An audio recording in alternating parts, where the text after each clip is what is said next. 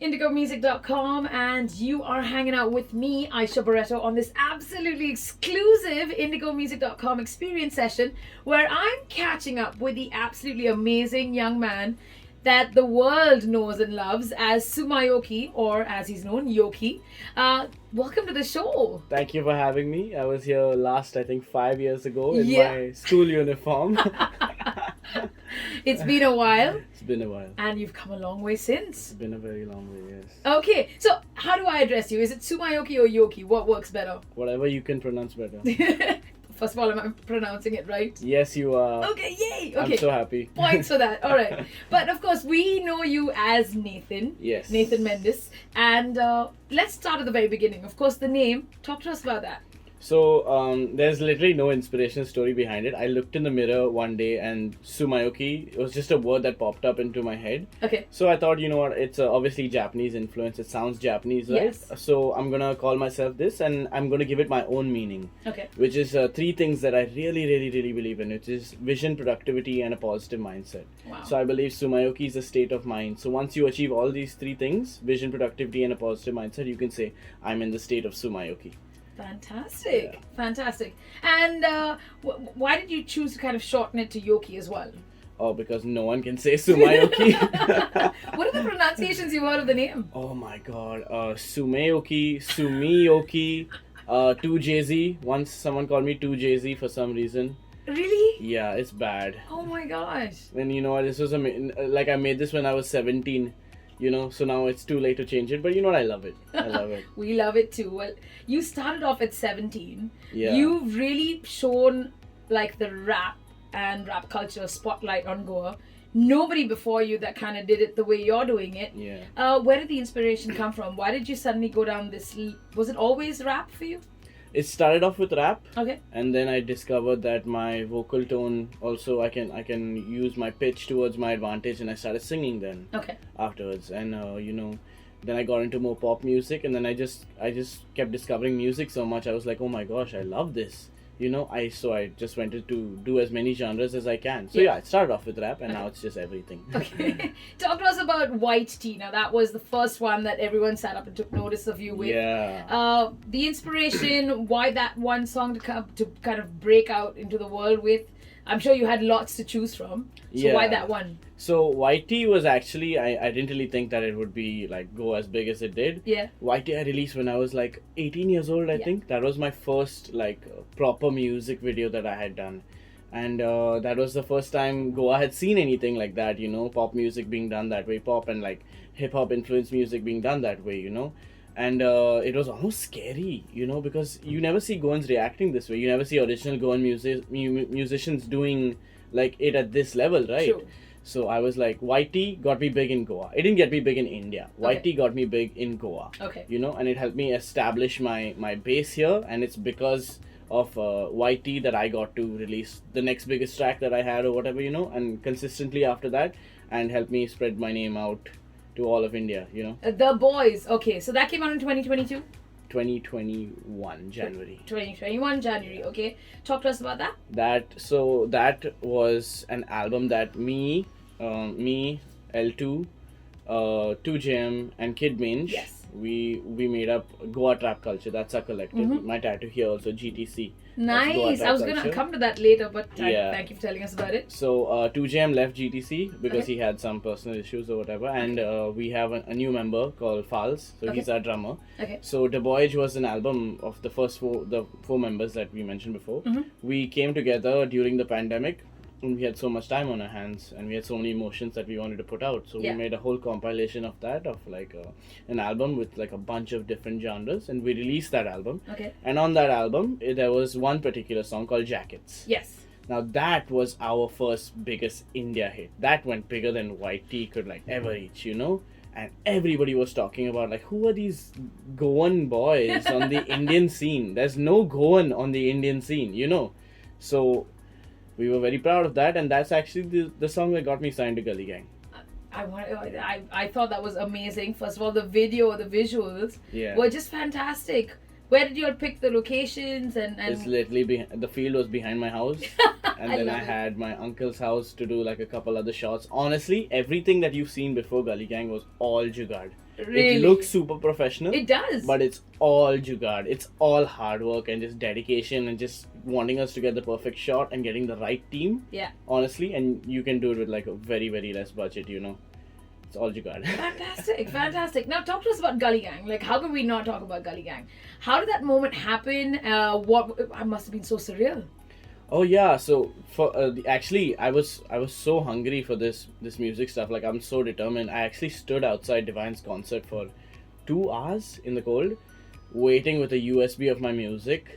Okay, so Are you serious? I'm not even kidding. That is passion and drive. So right there. we got the USB to Divine, and you know what? Every artist will be like, "Ah, okay, cool." Like you know, he must be getting a lot of them. He must be thinking I'm some crazy fan. But I pitched myself, like I Yeah. legit pitched myself, saying like, "Yo, you have So to when listen was to this my and music." when was this? This was December 2020, right before the DeBoyge album dropped. Wow. And then the DeBoyge album dropped, and then Jackets was on the DeBoyge album, and then Chaitanya Kataria, who is also the CEO of Gully, he and Divine. Yeah. Okay.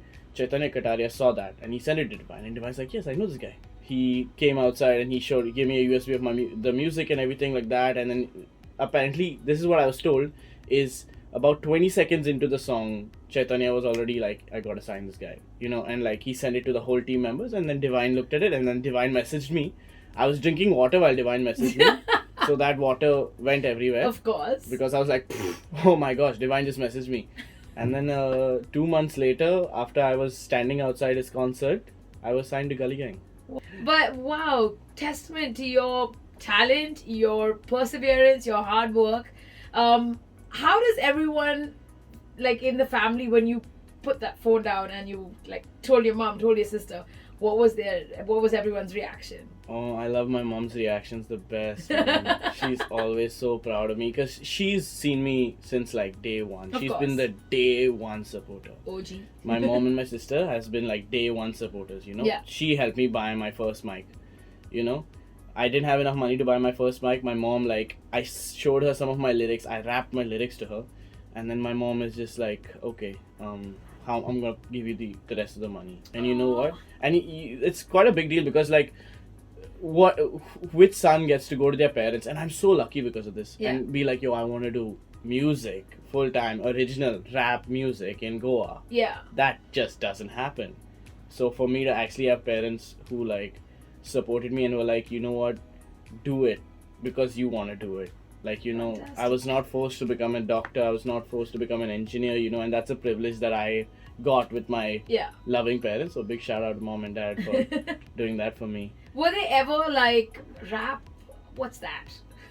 No, never. No? Okay. My mom has always just been the biggest gem ever. Aw. You know, she's like, just, you want to make... And I was rapping about some dumb stuff back in the day. Like some stupid stuff, you know. And, but still, my mom didn't care. She knew that it was a process. And she knew that she saw my drive. Oh, She's that's one of cute. the only people who saw my drive, Okay. you know. So, yeah. Speaking of stuff that you came out with before and what you're doing now, there's been a big shift and change in your sound. You're, like you said, you're doing a mix of the singing and the rapping. Pink Blue was a huge That hit was for the you. biggest. It's Like I all hear it over on India. reels and everywhere. Everywhere. That song just blew out of proportions. I mean, it showed up on Priyanka Chopra's story also once. Yeah. Yeah. I heard that too. Pretty sure she doesn't know who the hell I am, but like, I don't care. My music is on Priyanka Chopra's story. So talk to us about Pink Blue. Like this, I mean, of course, I want to focus on the change in your sound with the mixing of the rap and the singing and Yeah. all of that, and also the how did Pink Blue come about as a song?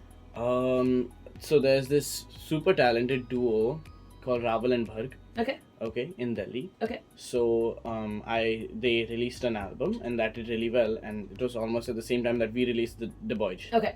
And during that time I messaged them and I'm like, we should work. I want to release one song with Raval, one song with Bharg. Okay. And the song with Raval was a rap song called Okay. Ik Do Ik, which Okay. was a banger. Okay. So we released that, and alongside that we released Pink Blue, which is a pop song. So it was super contrasting, just Nice. to show people, yeah, I can do that, Yeah. you know. And we didn't really think of it to ever go to the proportion that it went to, it just shows that if you sit down to go and make a hit, like, okay, if I sit down on my laptop and say I'm gonna make the greatest song in the world, the biggest song in India, it's never gonna happen. True. It's just when you have that fun and you're enjoying the process, you're going back and forth with this collaborator or whatever you're doing, and you're loving what you're doing, that's what makes hits. We would have never expected Pink Blue to become a hit. I've spent more efforts on songs which did not even close numbers to what Pink Blue has done. Yeah. Pink Blue was like not even that much effort that I had to put in, you know? It was just, I was just having fun, and we just put it out. And then it just went... It went viral. It went viral. Absolutely. I think it's because of its simplicity. It's such a catchy song, you know? So now, does that kind of change the way you approach music after seeing that something that you put, as you said, very little effort, or you're just having fun with it, and then there are these songs that you're putting a lot of time and energy into. Is that kind of changing the way you approach music now? Is it just all about having fun with what you're doing next, or? It's all about just enjoying the process, Okay. and not thinking about the release date, you know? And not thinking about if it's gonna do well or it's not gonna do well. I need to like look at my music and be like, I put this out, I put my hard work into it, and there are people out there who are going to appreciate it, you know? If my music saves one kid's life, that's, I consider my job well done.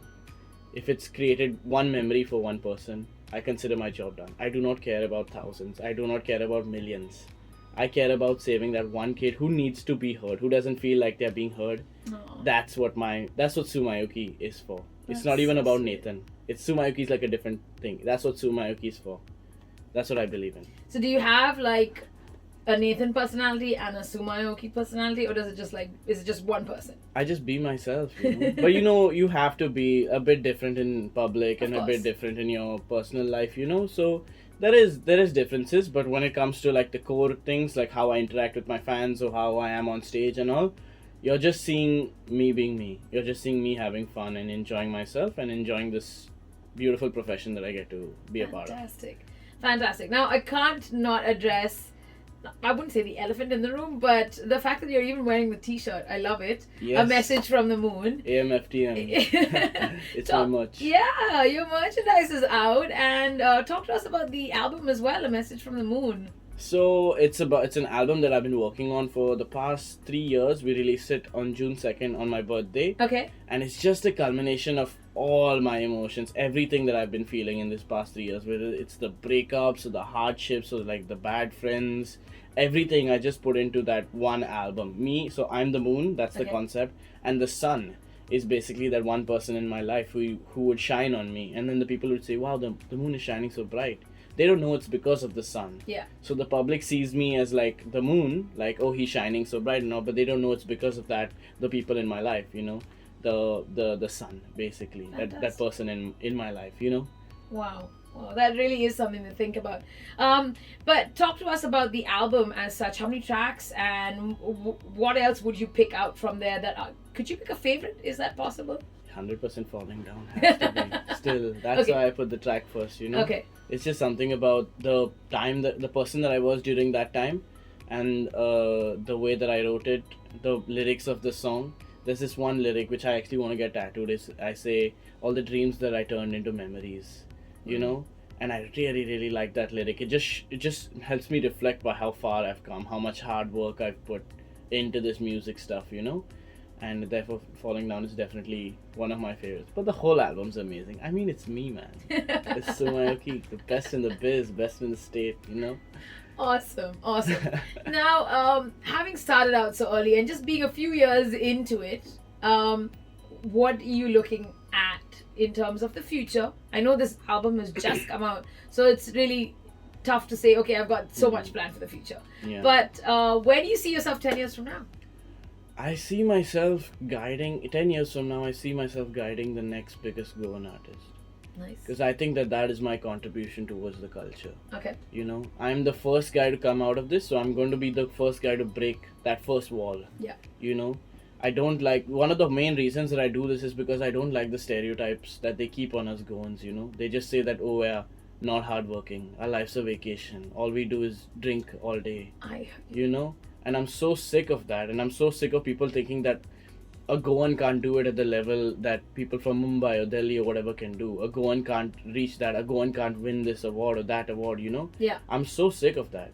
And I'm just there like, that's only inspiration for me to like work harder, work 10 times harder. Just to show them that like, yo, Goans are something that you can't mess with either, you know? Just because we're the smallest state, just because we're the #1 vacation spot doesn't mean that we're not here grinding Absolutely. and working hard every single day. Yeah. So I'm that first person to go through that wall of music, and because of my contributions, there will be the next biggest Goan star, and he will look up to Tsumyoki for inspiration, and I will be there for him to give him that inspiration, and he will be, or she will be, 10 times, 20 times bigger than I am. So that is my contribution towards Goan. Aw, that's Goan, so sweet. the new wave of Goan music. That's super duper stuff. A message to the fans? A message to the fans. Thank you for always supporting me. Thank you for helping me get onto 91.9. It's always been a dream. I came here 5 years ago and I said one day that I'm gonna come here and my music's gonna be played here. And you know what? It's a dream come true. Honestly, such an honor being here. I've grown up listening to this radio station and now I'm on it. And shout out to my fans. Thank you for always being there for me, supporting me through every single thing. Yoki Mafia, y'all are the best fans I could ever ask for. Thank you so much. Well, we wish you all the best, Tsumyoki. All I can say is, you know, you've broken through that glass barrier, you've broken through that wall, and literally the sky is the limit. It's not even the limit. I think you are just going to go above and beyond the sky. To the moon. Yep, to the moon. Absolutely, absolutely, to the moon. But we wish you all the very best. Keep us updated on the tours and where people can catch you when you're allowed to give us more details on that, of course. Yes, of course, 100%. Thank you so much for having me, Aisha. It's been history. You know, we're making history. Absolutely, absolutely. We can't thank you enough for taking time out of your day to be here with us. And before we let you go, of course, how can we not have you sing or rap, whatever you want to do, from any one of your songs, anything that you're feeling at the moment that you just, even if it's not your own song, anything. Can we get I wish I had my ukulele, but anyway, you know I gotta do Pink Blue. Yes, go ahead. I'm feeling pink blue, that's new. Riding around my head, I cannot think straight. That's strange, I wish you were here so you could stay for a long time. Think about what you said, it made me daydream, lazy. Then I saw your face, yeah. Woohoo! You know the vibes. Amazing, amazing. And while you were singing and you were in that zone, I just noticed the chain. Who got it done? Oh, this was actually a very special person in my life. Okay. Gave me this chain. I don't buy clothes and stuff like that. You know, I'm a very non-materialistic person. Everything that you see on me has been given to me. Aww. You know, stuff like that. So a very special person in my life. She gave me this chain. You know, and I wear it every day. Fantastic. That's so sweet. And it's got Yoki on it. It's Cool. got Yoki on it. Alright, well, we wish you all the best. And we can't say thank you enough. Can't wait to have you back here to talk more music and more snippets from your amazing world. Thank you for having me, Aisha. It's been an honor. Absolute pleasure. Honor is all mine.